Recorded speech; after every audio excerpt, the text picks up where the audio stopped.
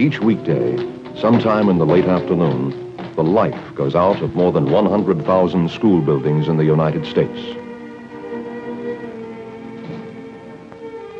Keys turn in locks, and billions of dollars worth of public-owned buildings are transformed into sleeping giants of brick and stone.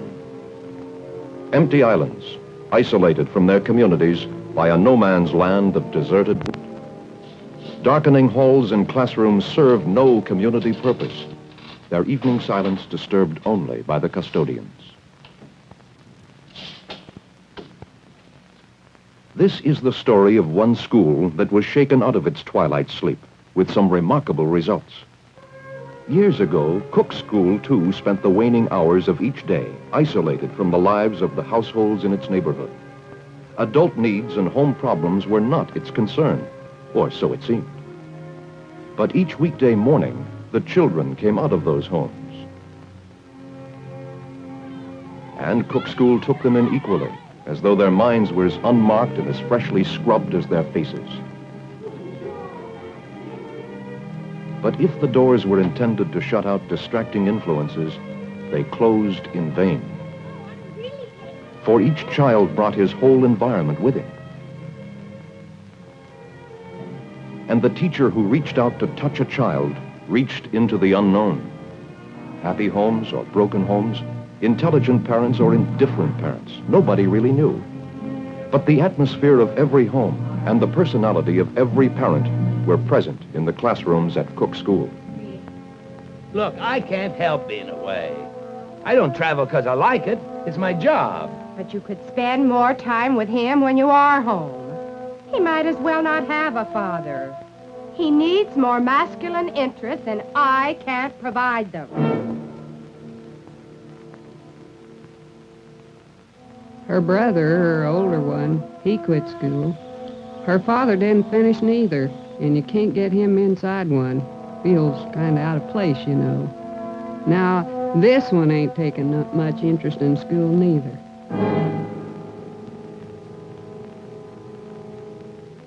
Sure, he's restless. He's bored. He can read, he can print entire sentences. Why is it the bright child's the misfit in school? I don't blame him, I blame the school.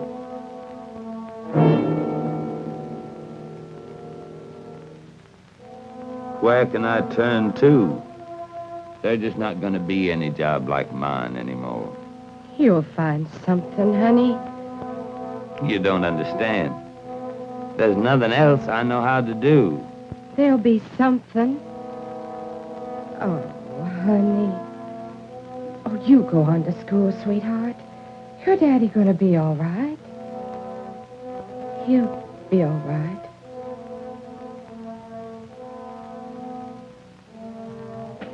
Each spring, Cook School held a new group of children on its lap, took a family picture, and passed them on to secondary school. And then it waited, empty and unused, through the summer. But life in its community went on. The boy who needed a father's companionship lost it permanently when his parents separated. With little hope, the unemployed family tried a larger city and moved with their daughter into one of its slum areas. That summer, a boy who lived a few blocks from the high school and its closed swimming pool drowned attempting to swim in the river. A Cook graduate who had dropped out of high school unprepared to earn a living was started on his way to reform school. For the people without children, people lacking an adequate education, for the old and the lonely, The school had no personal meaning. It was a place for the children of strangers, a tax burden. And year after year, the people expressed their feelings at the polls. Additional classrooms? No. Remodeling? Unnecessary. Gymnasium? A colossal waste. Not all of the children were fond of the school either. Not the ill-equipped child who had entered it unprepared. He expressed his feelings too.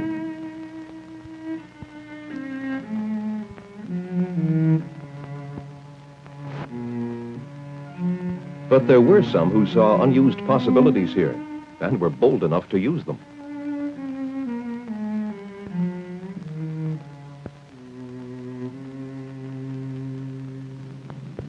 Maybe it'd help if I tossed you a few. Are you going to take away my ball? Oh, I wouldn't do that. Why don't I toss them? You try to hit them.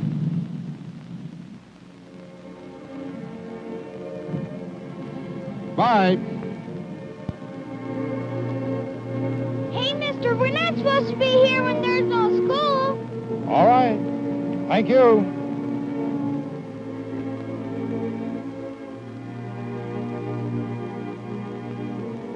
There were adults, too, who saw the possibilities locked inside unused school buildings. Was there anything one man could do about the waste? Could the public be persuaded to make fuller use of the schools? How important was it to try?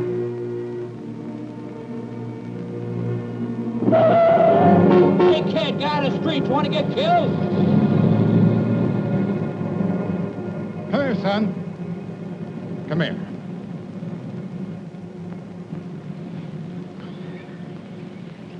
You go in that schoolyard and you play there. You understand? Yeah. And if anybody says anything, you tell them your parents helped pay for it. From now on, you play there. For the school's physical education supervisor, it was time to try. Why should school property stand idle while children played in the streets? As he explained it, maybe when you gave a boy a bat and a ball, you could also give him purpose and direction. Furthermore, utilizing the neighborhood schools as community centers also made economic sense. Why should you pay $50 in taxes for schools and settle for only 9 months of daytime use or 1,365 hours of school use a year, when you could add less than $3 on top of that and get 12 months of day and evening use or 2,535 additional hours of school use a year? He had the idea. What he had to find now was a doer. Someone like the tall, quiet man who had opened a summer camp near the city for underprivileged boys. A successful industrialist who had been one of the pioneers in the automotive field, this man believed that every person was in a kind of informal partnership with his community. And finally, it was he who awakened the sleeping giant of education. Like many important decisions, his was made quietly and undramatically on a tennis court one sunny afternoon. The industrialist asked, "What would you think of building a boys' club here in town?" The physical education supervisor pointed across the field to the empty high school building and asked to reply, "Why don't we use the buildings we already have?" The right idea had found the right man. The industrialist decided, through a foundation established in his name, to offer the Board of Education $6,000 to pay for keeping a few schools open as community centers. Cook School was one of them. Recreation was to be emphasized, but also the people themselves were to decide what programs their community school would offer. It's not only the kids. I'd like to use the gym and the playground myself. After all, it's right here in the neighborhood. I think if the teenagers had some place near home where they could have a club, a nice, decent place to go. I have 2 teenagers of my own, and I know they'd like something like this. Oh, I don't know. There's a lot I don't know about fixing meals. I don't mean just cooking them, but fixing something fancy once in a while. Mary and I are all alone. There's other couples like us. Couples like to play pinochle, pedro, euchre. You play cards? It was not a spontaneous demand for instruction in philosophy, or literature, or higher mathematics. It was people reaching out for what they wanted: recreation, self-improvement, companionship. I don't think they'll buy it. The school should have standards, meet the real needs, not just give them anything they want. Maybe it's a chance for the people to find out what they need. At any rate, the paper's supporting it, and you go out and follow it up. You might even enroll in something yourself. Like what? Indoor volleyball, baseball, card playing? League club, concerts, plays, movies, orchestras will be available for dancing, hobby clubs, art classes, going groups, and I have to be there. Won't it be awful if I'm the only adult who shows up?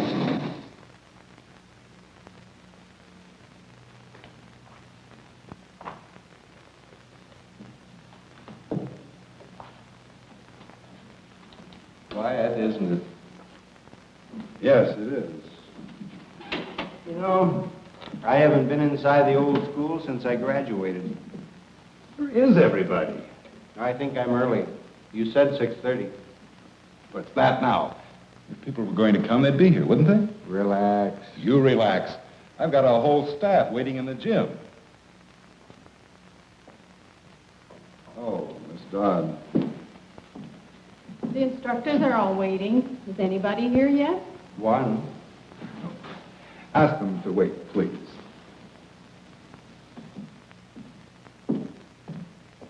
You know, it's funny what a hard time people like me have realizing that we own this building. I felt uneasy when I had to open that front door coming in here tonight. Why don't you leave it open? Didn't I?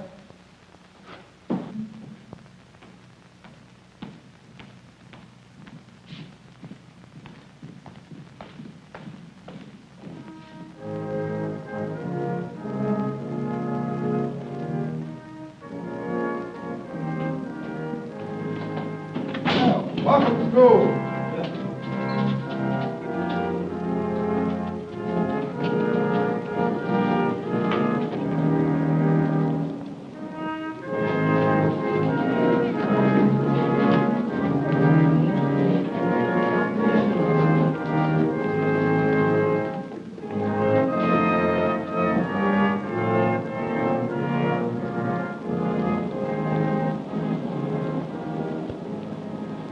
The response was beyond all expectations. 5 community-centered schools were not enough. The foundation increased its contribution to the school board, and the next season, 15 schools opened round the clock, round the year.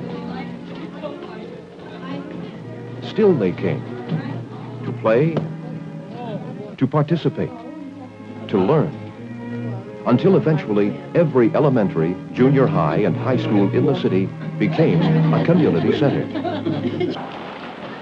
The high school pool was opened for family use, and every child had the opportunity to learn to swim.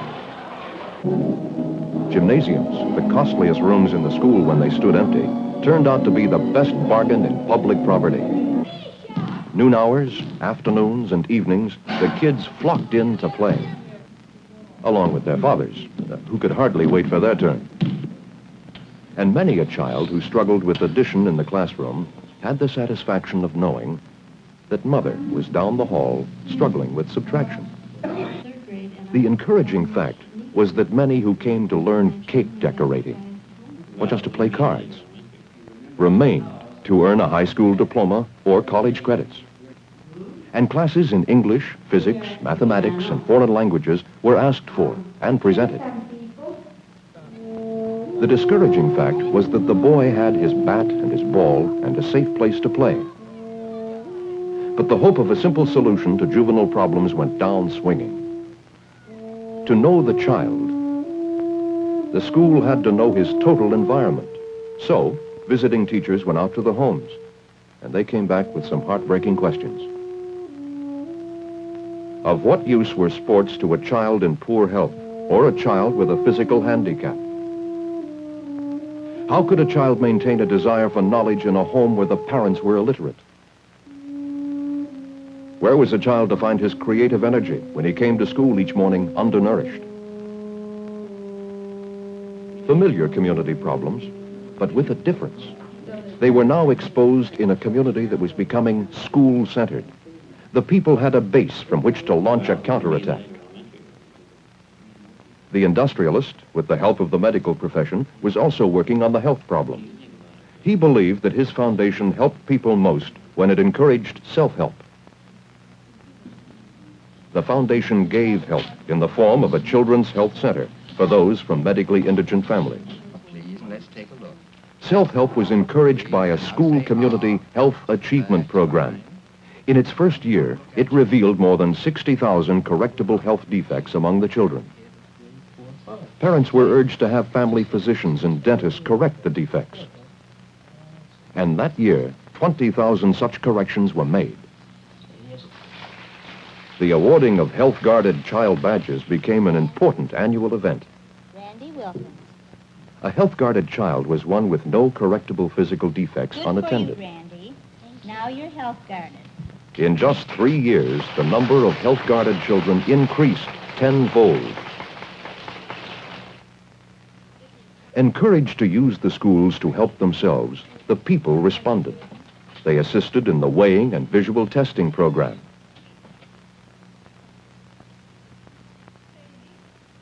Filled the classes for expectant couples. Accepted health education at well baby clinics. And attended courses in nutrition and home management. The lighted school rekindled other interests. With school facilities to utilize, more youths were attracted to scouting, and troops expanded their activities. The park board and school board worked together, and activities spread from parks to playgrounds, playgrounds to parks. The schools introduced fatherless boys to the big brothers. And in this city, more than 1,000 men at a time took 1,000 little brothers by the shoulder and guided them toward manhood. The Big Sisters and the Stepping Stones clubs gave young girls someone with whom they could talk and question and share. Churches, parochial schools, lodges, YMCA, social and service clubs participated in the program. In fact, everybody was using the schools. As a school principal, at first I almost threw up my hands.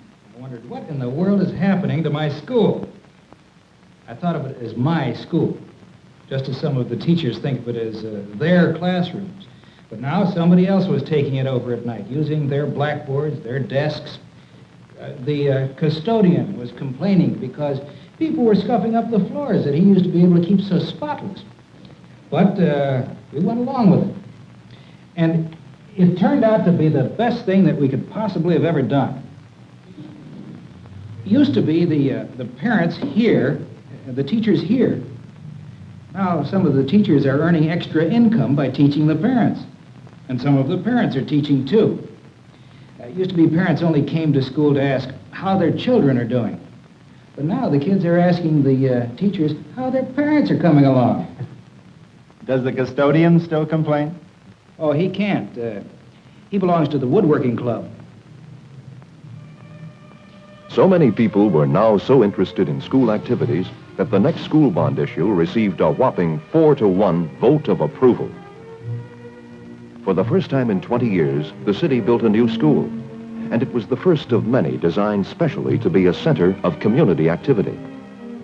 Its community use facilities included a hard surface playground, lighted for night use. It had a library station serving both students and adults in the neighborhood, and a special community room and small kitchen that quickly made adult groups feel at home in the school. Although it was an elementary school, it had a large gymnasium and an auditorium with regular stage and workshop area. Here the neighborhood had its own cultural center, a place to see plays, attend concerts, hold public forums, and question candidates for public office. For a few hours a day, the gym might be the domain of the coach and his teams, but in the community school, it was not a shrine. Many evenings, it became a family roller skating rink. Synthetic wheels protected the floors. Fathers, mothers, and children now accepted the community school as a place for shared activities.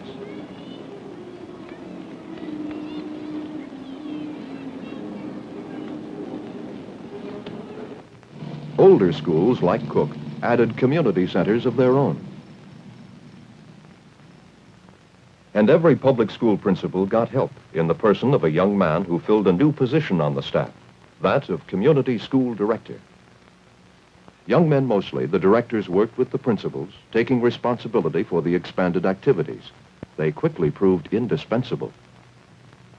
In addition to teaching half-days, they became the nucleus of the after-school and evening programs, meeting with their neighborhood community councils, mustering the forces of the people in the community,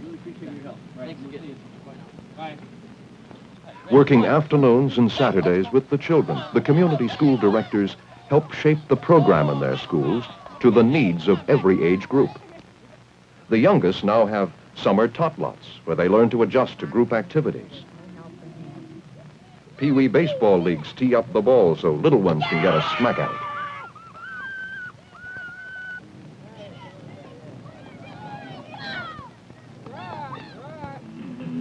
Teen clubs give young people a place in their own neighborhood for social development and recreation. Vocational training enables adults to increase their job skills or retrain in new skills to meet current needs, or to prepare themselves for advancement and raise their opportunity levels through continuing education. Senior citizens look forward to dressing up for their social activities. Having their club in the school puts it within easy walking distance. And they turn out in force.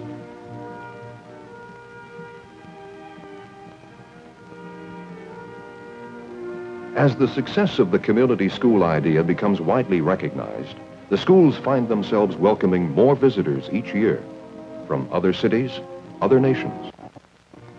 Educators, business leaders, and parents come here to see for themselves, and what they see is phenomenal. In a year when the population of the city was under 200,000, there were 83,000 enrollments in more than 3,600 after-school and evening programs. Typically, the evening enrollment in adult high school classes is greater than the daytime enrollment in the city's largest high school.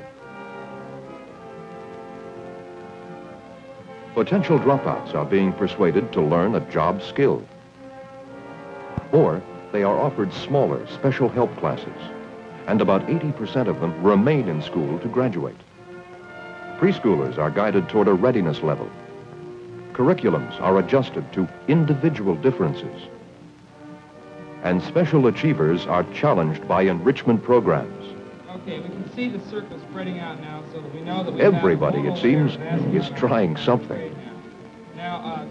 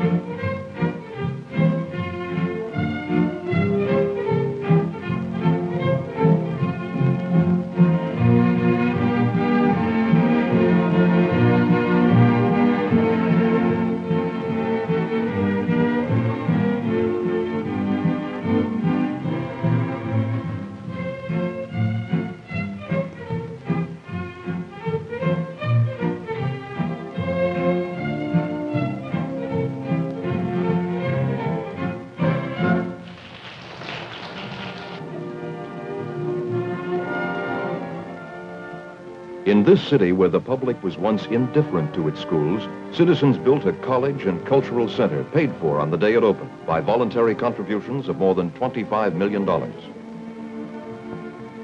And everybody is welcome to use it. Something happened here, something that welded people into a community. And Cook School was part of it. What happened here is now happening in other places. It could happen in any city in the United States. It did happen in the city of Flint, Michigan. Frank J. Manley is the physical education supervisor who once asked, "Why don't we use the buildings we have?" Today, he sees those school buildings fully utilized. Charles Stewart Mott is the industrial leader who lived in partnership with his community. Today, he can pause near the location of his old tennis court and see the fruits of that partnership in the city around him. In achievements such as the Children's Health Center, the special school for handicapped children, and the community school. Cook Community School is no longer isolated. Today, it is an extension of the households it serves. Each weekday morning, the children come out of those houses. And many of them come to school early to lift their voices among the sunrise singers.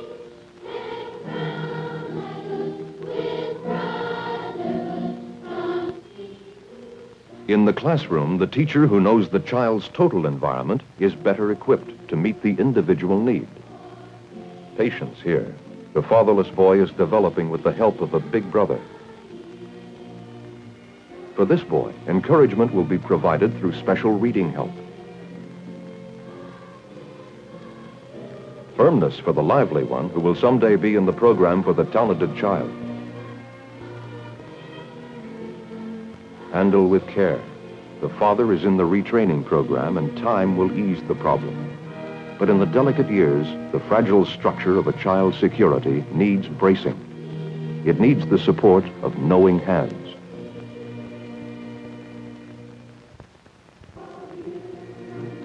Through its open doors, Cook School touches every facet of life in its community.